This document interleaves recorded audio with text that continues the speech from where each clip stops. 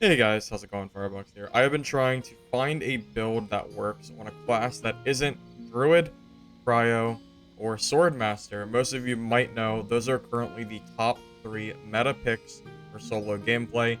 It's getting a little bit crazy. It feels like most of my fights ultimately end up in one of these 3 fights, at least as far as the end slash higher geared lobbies go. So I do want to show off this dual wield fighter build. Gonna be rocking Battle Cry and Charge. Battlecry is really good, increases your damage by 30%, physical resistance by 30%, or PDR, and 30% lifesteal for 5 seconds. I'm finding this to be pretty damn useful. Far more better than Whirlwind. Whirlwind seems like a noob trap, only really good against bad players, so I'm personally enjoying this quite a bit using Battlecry, and it goes really well with dual swords because of how quick the combo attack is when you're using these weapons. Personally, I prefer Charge over Inspire as well. The thing about Charge is that it does not disrupt your current actions, such as swinging your weapons or anything of that nature, whereas Inspire requires you to basically halt what you're doing, and it's a very small benefit for not very long. Don't get me wrong, 150 speed is great, but not for 3 seconds after you have to waste time to use the ability, so I would say Charge is probably the best slot here.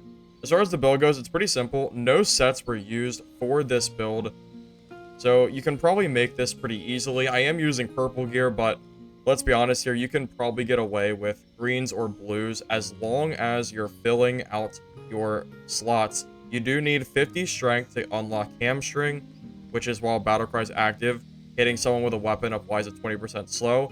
This is really good for keeping people in place during Battlecry. I'm also going to grab 33 Dexterity for Vengeful Riposte. It should be noted that for this build specifically, I don't think it benefits nearly as much as the Longsword build does, because the critical hit isn't going to do a whole lot for your swords, because most likely if you are blocking, you're only going to hit for a very small amount because of the very first sword swing after blocking. Either way though, I am personally trying to get a little bit of extra movement speed, because right now it feels like you're a little bit slow because of how many other classes there are out-kiting you by a lot. Cough, cough. Cryo, Swordmaster, Rogues, you name it, everybody is faster than you. So it's pretty nice to just get a little bit of extra speed here. And Stamina, we're going to get Weapon Mastery at 42, which is going to give us a 200-point shield for 8 seconds when we release Battle Cry. Extremely strong. 200 health is definitely not a small number. And keep in mind that you are gaining that physical resistance during this, so it's even more than 200 HP effectively if you are fighting in melee combat, which is really nice. For the gear, I am going to be rocking the dual swords. Keep in mind that when you do get weapons from the marketplace, they do have random rolls. For example, these swords have 124 to 137 damage. Try to roll on the higher end, anything probably 130 plus. It's just free damage. So if you're rolling 124 versus this 137, you're just doing 13 less damage for no reason.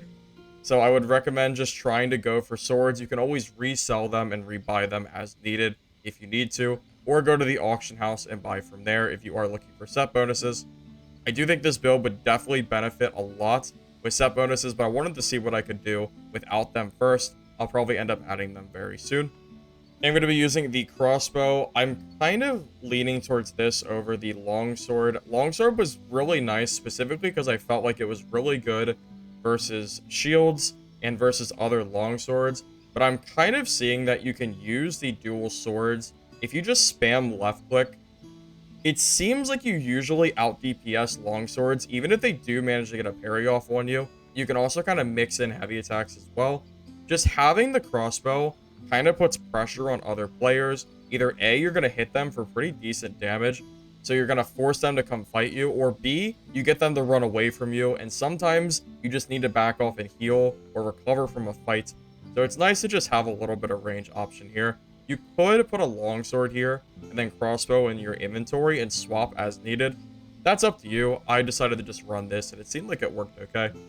And then for all the other gear, I'm not really going for anything specific. The only things that I'm looking for are just strength, dexterity, and stamina. So as long as you get those 3 key stats for all of this gear, at that point you should be fine. Feel free to mix in heirlooms as well.